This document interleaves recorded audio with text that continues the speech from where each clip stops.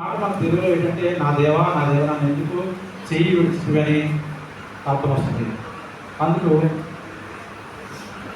అసలు దేవుడు ఏసే చెయ్యిని ఎందుకు విడిచిపెట్టవలసిన అవసరం వచ్చింది, దాని గురించి మనం ఒకసారి ఆలోచన చేస్తే యోహాను సువార్త 3వ అధ్యాయం 16వ వచనం 16-17 ఒకసారి మీకు ఎవరైనా చదవవలసిందిగా కోరుతున్నాను.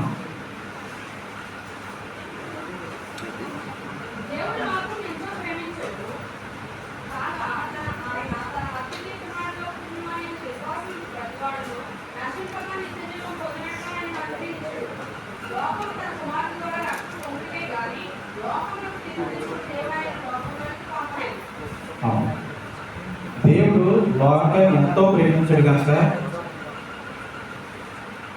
ఆ లోకంలో ఉన్న మనుషులు పాపం వల్ల పాడైపోతారని తన ప్రియకుమారుని యేసుక్రీస్తు వారిని భూలోకానికి పంపడం జరిగిందండి. ఎందుకంటే పరిశుద్ధ రక్తంలోనే మనకు పాప క్షమాపణ ఉంది కనుక తన కుమారుని యేసుక్రీస్తు వారిని మన నిమిత్తం భూలోకానికి పంపించడం జరిగింది.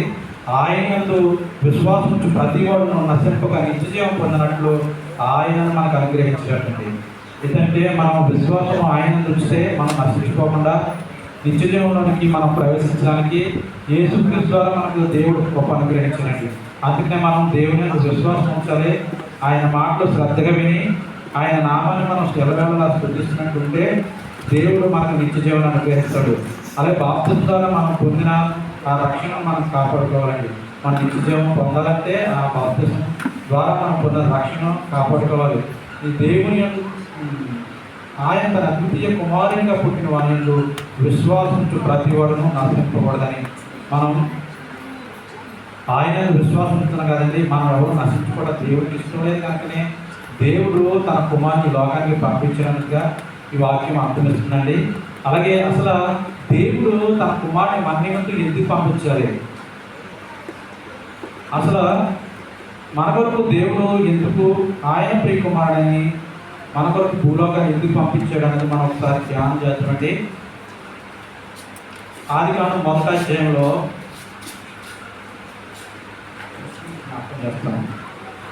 ఆదికాండం 1వ అధ్యాయం 1వ వచనంలో దేవుడు భూమి ఆకారం సృష్టించాను, భూమిని నిరాకారంగాను శూన్యంగాను ఉండాను.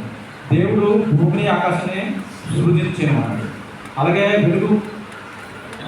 వెలుగు మంచిదైనట్టు దేవుడు చూసింది. దేవుడు వెలుగును చీకటిని వేపరిచి దేవుడు వెలుగునకు పగలని చీకటి రాత్రికి పేరు అస్తమైన మరియు దేవుడు జలం మధ్యన ఒక విశాలం కలిగి ఆ జలములు ఈ జలములు వేరుపరిచి రాకని కలిగి దేవుడు ఆ విశాలం చేసి భూమి కింద జలము విశాలం భూమి క్రింది జలములను విశాలం మీది జలములను వేరుపరచడం ప్రకారమైన. ఇక్కడ నేను మీకు జ్ఞాపకం చేయవలసింది ఏంటంటే అధ్యయనం చాలా టైం పడుతుంది, కానీ దేవుడు సృష్టి చేసినప్పుడు నోటి మాట ద్వారా అన్నీ కలుగునుగాక అని సమస్తాన్ని కలుగజేసాడండి. అయితే మానవుని మటుకి దేవుడు తన స్వాస్థాలతో తయారు చేసాడట. అది ఈ ఆదికాండంలోనే 1వ అధ్యాయం 2వ అధ్యాయం 7వ వచనం ఒకసారి చూడండి. దేవుడైన యెహోవా నేలమట్టితో నరుని నిర్మించి వారి నాసికారంధ్రములలో జీవాయునొదగా నరుడు జీవాత్మైన. చూశారండి, ఇక్కడ దేవుడైన యెహోవా నేలమట్టితో నరుని నిర్మించాడట. మనమైతే నోటి మాటతో కలుగురు కాకనే మాట అంటే కనుక మనం కూడా సృష్టిలో భాగాలుగా అయిపోయి మనం పట్టించుకోకపోలేము దేవుడు. కానీ దేవుడు తన స్వరూపం మనం చేస్తున్నాడు. ఆ మాట కూడా ఉంటుందండి.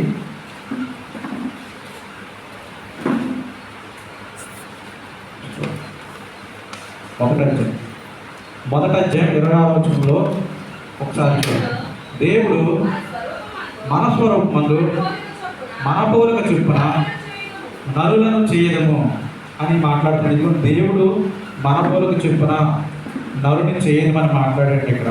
అంటే దేవుడు పోలిక అనమాట. మనందరూ దేవుడు స్వరూపం. అందుకే దేవుడు మనల్ని ఎంతో ప్రేమించాడు. చూడండి, యోహాను సువార్త 3:16 చదివాం కదా. దేవుడు లోకం ఎంతో ప్రేమించిన కనుక తన అద్వితీయ కుమారుని ద్వారా ఆ అద్వితీయ కుమారుని యందు విశ్వాసం ప్రతి వాడును నశింపకుండా నిత్యజీవం పొందినట్లు దేవుడు ఆయన మనకు అనుగ్రహించని మాట్లాడుతున్నాడు కదా. ఎందుకంటే దేవుడు మనల్ని తన స్వాస్థ్యంతో చేసుకున్నాడు, తన స్వారూప్యాన్ని మనకి ఇచ్చాడు. అలాగే మనం నశించిపోవడం ఆయనకి ఇష్టం లేదు కనుకనే ఆయన కుమారుడిని మన యొద్దకు పంపించాడండి.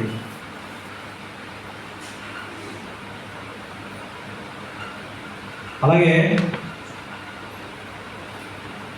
దేవుడు ఆయన చేయని ఎందుకు విడిచాడంటే,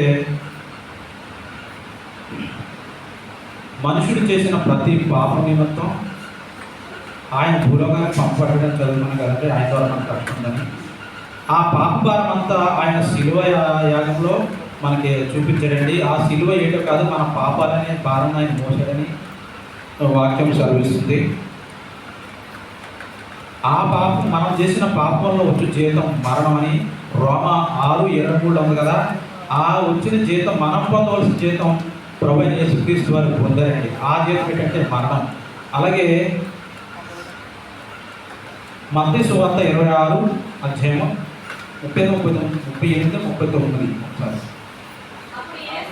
అప్పుడు యేసు మరణమగునంతగా నా ప్రాణము బహు దుఃఖములో మునుగున్నది, మీరు ఇక్కడ నిలిచి నాతో కూడా మెరుగుగా నుండని ఆతో చెప్పి కొంత దూరం వెళ్ళి సాగిలపడి, నా తండ్రి సాధ్యమైతే ఈ గిన్నె నా యొద్ద నుండి తొలగిపోనిమ్ము, అయినను నా ఇష్టం కాదు నీ చిత్తమే, నా ఇష్టం కాదు నీ చిత్తమే అని మాట్లాడుతుంది. ఆ గిన్నె ఏంటంటే, మనం చేసిన పాపాలతో నిండిపోయిన ఆ గిన్నె, అది దేవుడు మా ఈ కుమారుని తాగాలి అని చెప్పి ఆ గిన్నె పెట్టాడండి.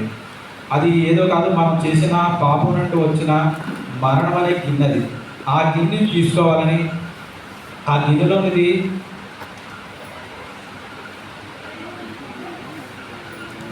ఆ గిన్నెలోనే త్రాగితేనే కానీ మనకు పాప క్షమాపణ లేదు అని దేవుడు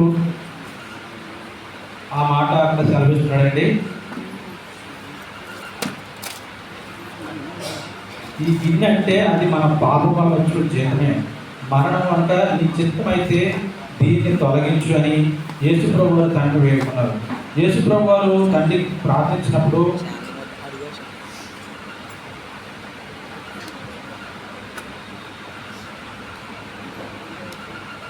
పరలోకంలో నేను తండ్రిని వేడుకొని ఉంటే నా కొరకు కొంతమంది దూతలను పంపిస్తానని దేవుడు మాట్లాడాడు కదా. నా వాక్యం నాకు ఎప్పుడైనా గుర్తులేదు. అలాగా దేవుడు అయినా సరే దేవుడి చిత్తాన్ని నెరవేర్చాలని యేసుక్రీస్తు వారు ఆ మన పాప భారం అంతా ఆయన భుజాన్ని వేసుకుని ఆ కలువరి శిలువలో మరణం అవడానికి సిద్ధపడ్డాడండి. అలాగే దేవుడు ఎందుకు ఆయన చేసి విడిచిపెట్టాడంటే, అదే మన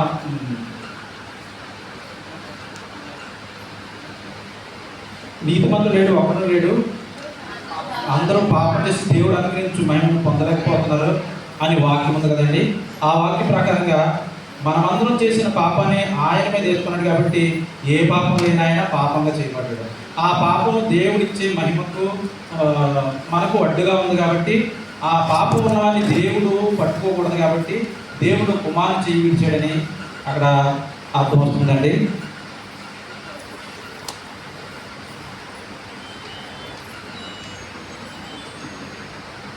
తర్వాత ప్రభు నన్ను ఆదరించాలని చివరగా నా ఈ మాటలు చెప్తూ ముగిస్తున్నాను. ఇచ్చిన మాట దేవుడు